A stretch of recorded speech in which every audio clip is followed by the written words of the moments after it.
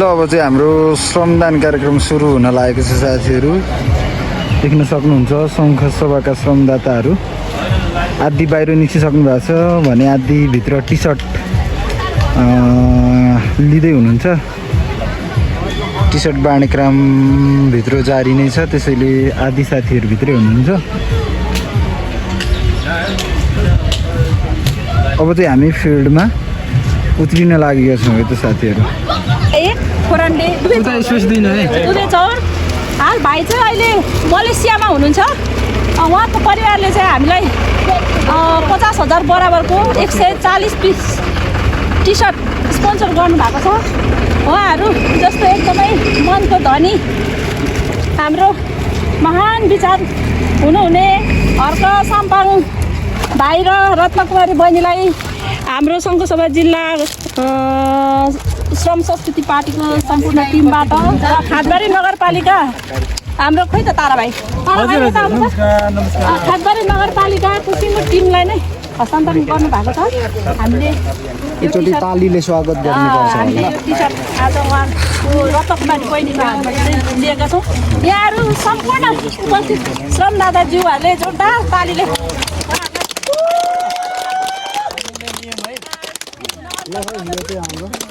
अनि अरू हाम्रो स्पोन्सर दाजुभाइ दिदीबहिनीहरूलाई पनि अनुरोध गर्दछौँ।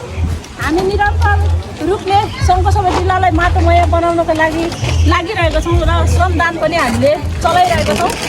स्पोन्सर टी सर्टको हामीलाई अझै आवश्यकता परेको हुनाले यहाँहरू सम्पूर्णले सो इच्छाले टी सर्ट स्पोन्सर गर्नुहुनेछ भन्ने आशा राख्दै र फेरि पनि हाम्रो रत्न बहिनीलाई धेरै धेरै धन्यवाद दिँदै आजको हाम्रो चाहिँ श्रमदान कार्यक्रम पनि रहेको छ।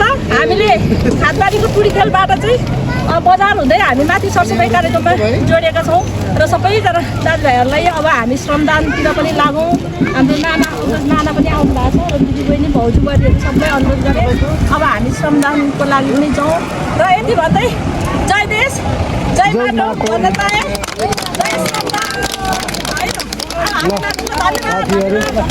त्यस्तै छ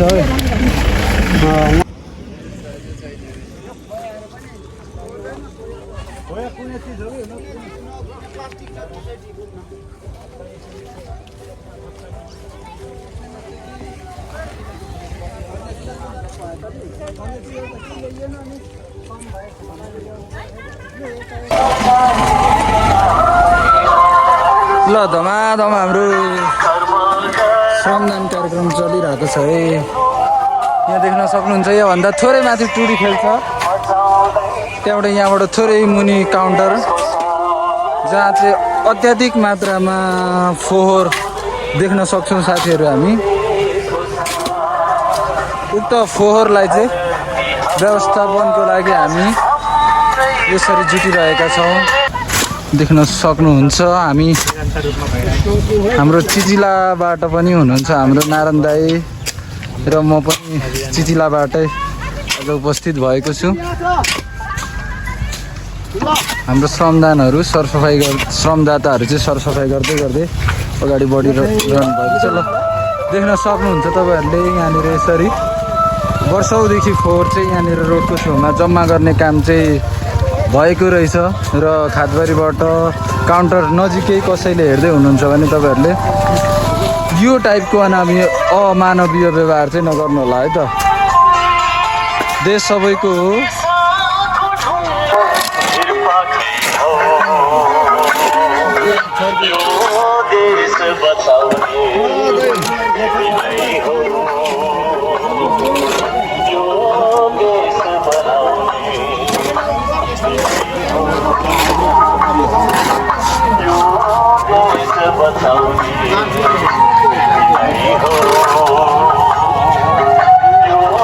सक्नुहुनेछ तपाईँहरूले यहाँ कति फोहोर थियो र अहिले तपाईँहरूले पहिले कहिले देख्नु भएको भए र अहिले आएर हेर्नुहुँदा महसुस गर्न सक्नुहुनेछ कति धेरै फोहोर थियो भन्ने। भाइहरू सफा गर्न आउला अर्कोचोटि। ल अहिले देख्न सक्नुहुन्छ साथीहरू तपाईँहरूले कति सफा भएको छ भनेर। यो हर्क साम्पाङको सिद्धान्त, यो श्रमदानको एउटा उपयोगिता। त्यही भएर तपाईँहरूले अहिले जमाना टेक्नोलोजीको कुरा गर्ने जमाना छैन। टेक्नोलोजीको कुरा गर्ने हाम्रो देशको जनता यसरी यो फोहोर जता पायो त्यतै फाल्ने यो अवस्थामा छ। त्यसैले हामीले ठुल्ठुलो कुरा गरेर केही पनि काम छैन। अहिले भनेको चाहिँ यसरी नै दुईवटा हातमा ग्लोभ्स लाउने अनि त्यस पछाडि आफै सडकमा छिरेर चाहिँ आफ्नो टोल अनि आफ्नो देश सफा गर्ने हो साथीहरू। र सबैजना जागरुक भइसके पछाडि हामी गर्नेछौँ, टेक्नोलोजीको कुरा गर्नेछौँ, ल्यापटपको जमानाको कुरा गर्नेछौँ, एआईको कुरा गर्नेछौँ। तर अहिले भनेको यो श्रमदान यो भनेको कुनै स्टन होइन, यो भनेको एउटा आवश्यकता है त साथीहरू।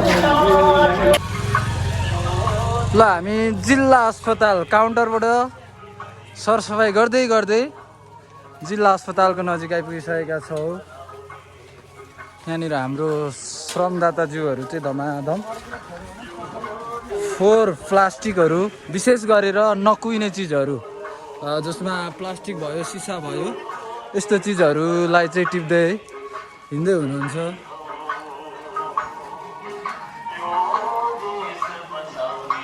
लगभग 100 क्रसको हाराहारीमा हुनुहुन्छ हाम्रो श्रमदाताज्यूहरू।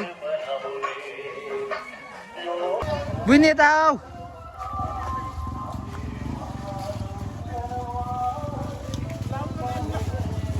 यहाँ टी सर्ट लगाऊ ल, यस्तै टी सर्ट लगाऊ ल। आऊ ल, ग्लोभ्स खोल्नु पर्दैन, सर्लक फेरि अब एउटा दुईवटा खोल्छ ल। ग्लोभ्स नफाल नि, अहिले फेरि हातमा फोटो भइहाल्छ। लगाऊ त कत्रो हुँदो रहेछ। ठुलो भयो भने उयो के भन्छ भित्रबाट लगाऊ, यही बाहिरबाट लगाऊ, ग्लोभ्स खोल्नु पर्दैन। भरिसक फोहोरै फोहोर हुनुपर्छ नि श्रमदान गर्ने टी सर्ट त।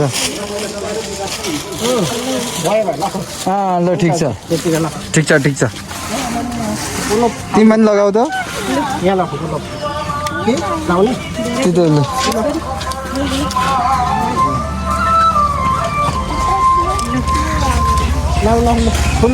फोल्ड गर न भित्र हालेर, ठुलो भयो भने।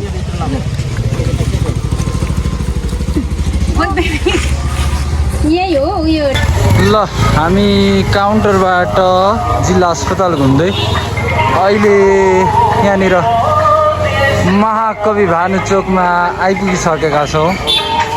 ल हेर्नुहोस् त, फोहोर गरेको भन्दा यसरी मिलेर सफा गरेको देख्दाखेरि कति आनन्द, कति राम्रो लाग्दो रहेछ। फोहोर गरेको देख्दाखेरि यतिजनाले मिलेर फोहोर गर्दाखेरि कति हुन्थ्यो होला, तर यतिजनाले सफा गर्दा कति भयो होला।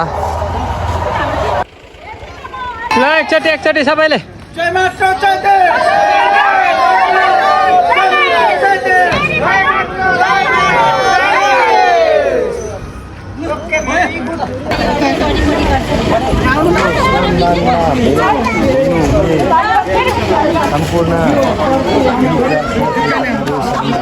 ल फाइनली साथीहरू हाम्रो लगभग 3-4